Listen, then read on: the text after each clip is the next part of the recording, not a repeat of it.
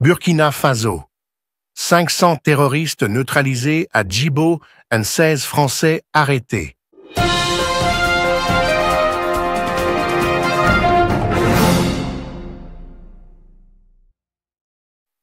Et si la guerre contre le terrorisme en Afrique n'était pas seulement une affaire d'insécurité, mais aussi une bataille contre la manipulation étrangère? Et si derrière chaque attaque au Sahel se cachait une complicité plus vaste, plus inquiétante? Ce qui s'est passé à Djibo, dans le nord du Burkina Faso, dépasse le simple cadre militaire. Plus de 500 terroristes neutralisés, 106 arrestations, et parmi les personnes arrêtées, 16 Français, 4 Algériens et 9 ressortissants de la CEDEAO. Et ce n'est pas tout. 800 millions de francs CFA saisis sur les lieux. Ce n'est pas qu'une victoire, c'est une déclaration. Bienvenue à tous sur notre chaîne, La Voix de la Vérité africaine. Aujourd'hui, on parle du Burkina Faso, d'un peuple en guerre, d'une nation en lutte, d'un État qui, malgré les pressions internationales, choisit de se battre seul, avec dignité et courage. Ce que le capitaine Ibrahim Traoré et ses forces viennent de réaliser à Djibo n'est pas anodin. C'est une opération historique, mais c'est aussi une alerte, car les faits révélés remettent en question tout le discours qu'on nous sert depuis des années sur le terrorisme au Sahel. Le théâtre de cette opération, c'est Djibo, ville stratégique du Nord, proche de la frontière malienne, régulièrement ciblée par des attaques terroristes. Les forces armées burkinabées ont lancé une opération de grande envergure contre les groupes armés qui y sévissent. Résultat, plus de 500 terroristes neutralisés. C'est un chiffre énorme, jamais atteint jusqu'ici dans une seule offensive. Mais le plus explosif, ce sont les 106 arrestations. Car parmi les personnes capturées figurent des étrangers. Oui, des étrangers. 16 Français, 4 Algériens et 9 ressortissants d'États membres de la CEDEAO. Cela change tout. Cela confirme ce que de nombreux Africains soupçonnaient. Le terrorisme au Sahel n'est pas qu'une affaire de fanatiques armés de Kalachnikov. C'est un système qui bénéficie de complicité internationale. Et pour enfoncer le clou, l'armée a mis la main sur 800 millions de francs CFA en liquide, retrouvés sur les lieux. Qui finance ces groupes? D'où vient cet argent? À quoi servait-il? Pourquoi ces étrangers étaient-ils là? Pour observer? Pour collaborer? Pour superviser? Les réponses viendront peut-être un jour. Mais aujourd'hui, les faits sont là, et ils sont accablants. Cette opération change la donne. Elle montre que le Burkina Faso est capable de mener seul des actions militaires d'envergure, sans recourir à des puissances extérieures. Et surtout, elle dévoile une vérité que beaucoup refusaient de voir. Le terrorisme en Afrique est une affaire géopolitique. Car soyons clairs, que faisaient 16 ressortissants français dans une zone occupée par des groupes armés sans autorisation légale? Ce n'est pas une coïncidence, ce n'est pas une erreur de GPS, ce n'est pas un groupe de touristes. Et s'ils étaient là en mission officielle, pourquoi ne pas l'avoir annoncé? Pourquoi ne pas avoir coopéré avec les autorités burkinabées? Ces arrestations mettent en lumière une réalité brutale. Certains pays occidentaux jouent un double jeu.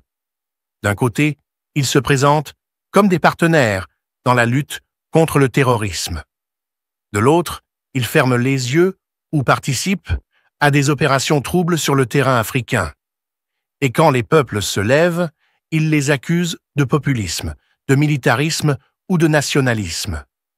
Mais ce que le Burkina Faso fait aujourd'hui, ce n'est pas du populisme, c'est de la souveraineté. Et c'est pour cela que l'opération de Djibo est bien plus qu'une victoire militaire. C'est une déclaration d'indépendance. Depuis l'annonce de cette opération spectaculaire, un silence inquiétant s'est installé. Aucune réaction officielle du gouvernement français. Aucun communiqué clair de la part de l'Algérie. Et la CEDEAO, encore une fois, se mure dans un mutisme assourdissant. Pourtant, 9 de ses ressortissants ont été arrêtés dans une zone de guerre, dans des circonstances suspectes. Où sont les protestations? Où sont les explications? Où est l'indignation diplomatique? Ce silence, il faut le dire, est stratégique. Car cette opération de Djibo met à nu des complicités que certains préféreraient enterrer. Des liens opaques entre réseaux terroristes, trafic transfrontalier et intérêts géopolitiques. Le fait que des étrangers soient arrêtés parmi les terroristes soulève une question brûlante. Qui protège qui? Et pourquoi? Depuis des années, la France se présente comme l'allié du Sahel dans la lutte contre le djihadisme. Barkhane, Serval, Sabre, autant d'opérations militaires censées sécuriser la région.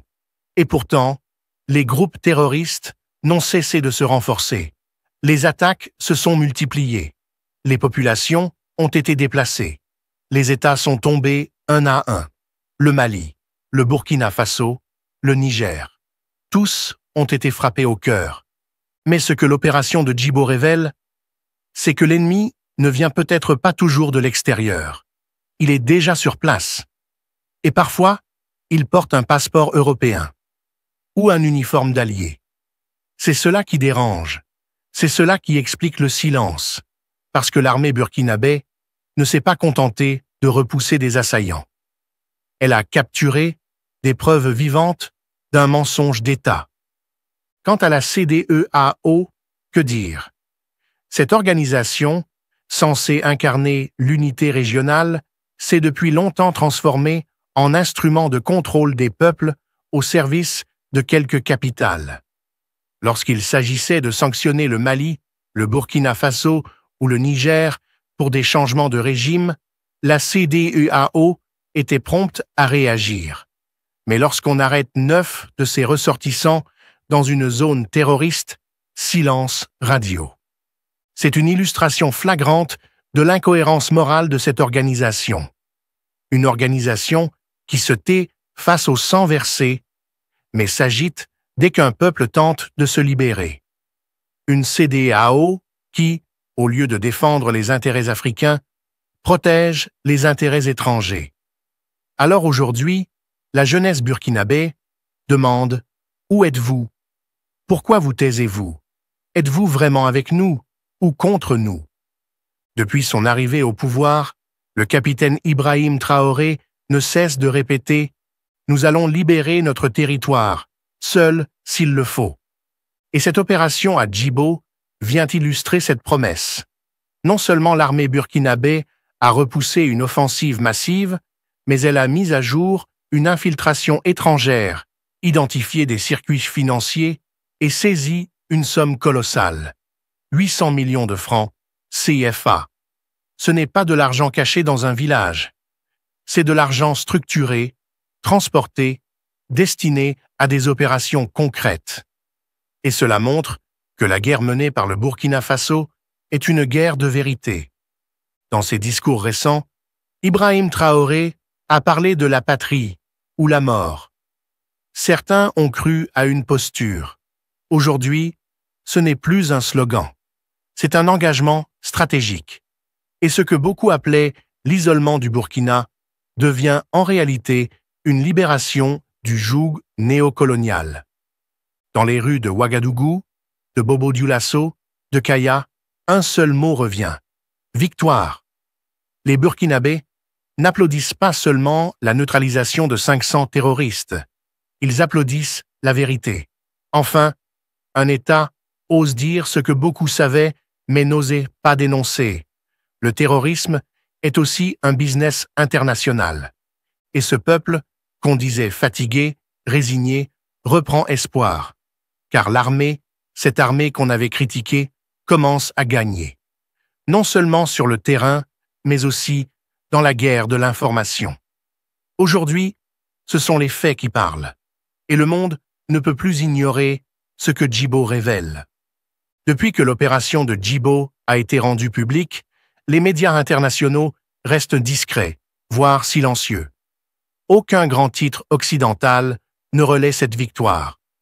Aucune analyse poussée sur la présence de 16 ressortissants français arrêtés aux côtés de terroristes. Pire encore, certains médias préfèrent parler d'arrestations douteuses ou tentent de faire passer cela pour une opération floue du régime militaire burkinabé. C'est là que le double standard devient évident. Lorsqu'un soldat français tombe au Sahel, les hommages pleuvent. Mais quand un pays africain neutralise 500 ennemis de la paix, rien. Aucun breaking news, aucun message de soutien, aucun reportage sur le courage des soldats africains. Pourquoi? Parce que cette victoire dérange.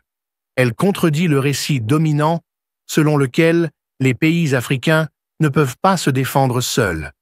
Elle dérange ceux qui veulent que l'Afrique reste dépendante, faible, soumise. La guerre ne se fait plus seulement avec des armes, mais avec des récits. Et dans cette guerre-là, les Africains sont trop souvent réduits au silence. Mais pas cette fois, car aujourd'hui, c'est l'armée burkinabé qui impose le récit. Ce sont les faits, les chiffres, les images du terrain, les témoignages qui parlent. Et c'est grâce à ces éléments concrets que la jeunesse africaine commence à comprendre que le terrorisme n'est pas qu'un danger armé. C'est un outil de domination géopolitique. Depuis des années, les chancelleries occidentales, France, États-Unis, Union européenne, multiplient les discours sur la lutte contre le terrorisme, la coopération sécuritaire, la stabilité régionale. Mais l'opération de Djibo révèle une vérité très dérangeante. Certains de ses partenaires sont peut-être partie prenante du problème. Prenons un exemple simple. Si 16 Africains avaient été arrêtés sur le territoire français avec des armes et des millions d'euros en cash, quelle aurait été la réaction? Arrestations massives, une couverture médiatique mondiale, déclarations officielles, procès immédiat. Mais ici, rien. Silence, détour, discrédit. Pourquoi? Parce qu'il ne s'agit pas de justice. Il s'agit de pouvoir. Le pouvoir de contrôler l'image, de manipuler l'opinion publique et de maintenir des intérêts stratégiques dans une région riche en ressources, mais dirigée par des peuples en réveil. Ce qui s'est passé à Djibo n'est pas qu'une victoire militaire.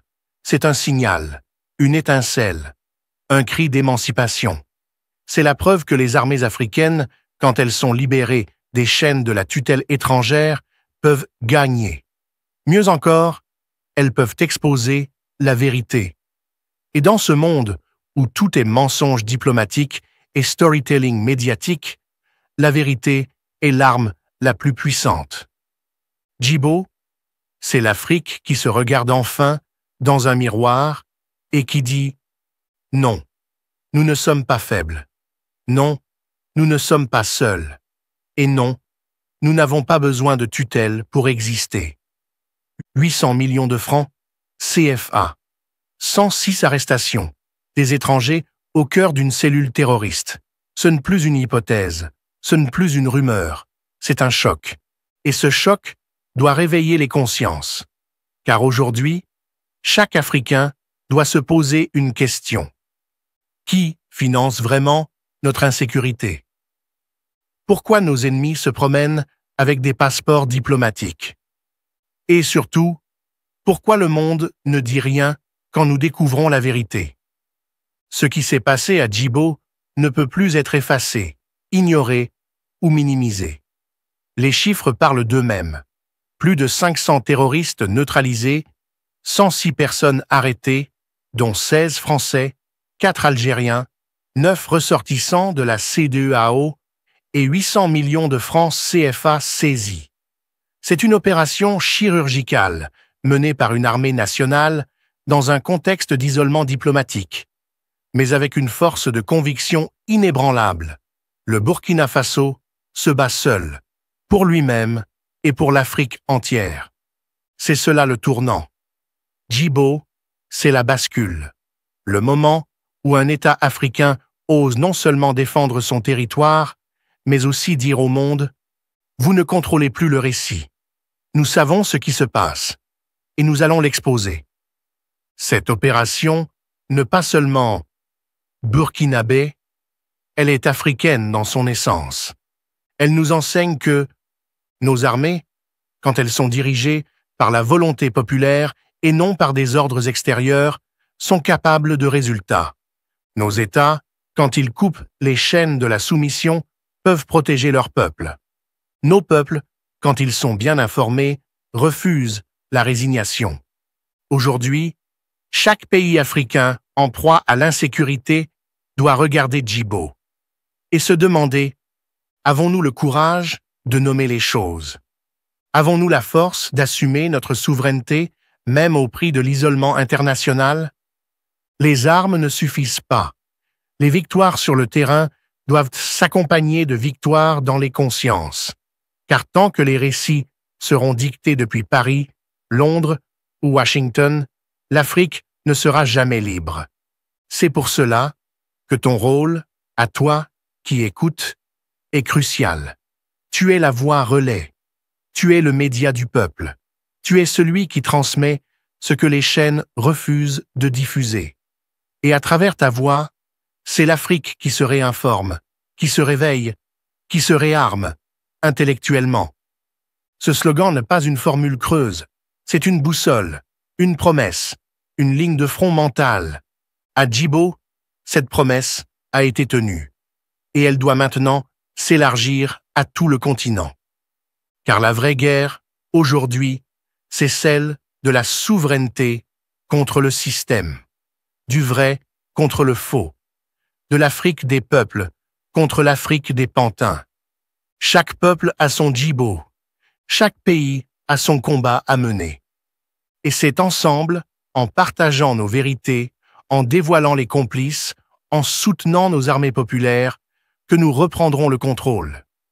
Si tu veux que la vérité de Djibo circule, like, partage, abonne-toi, fais tourner cette vidéo dans chaque groupe, chaque école, chaque pays.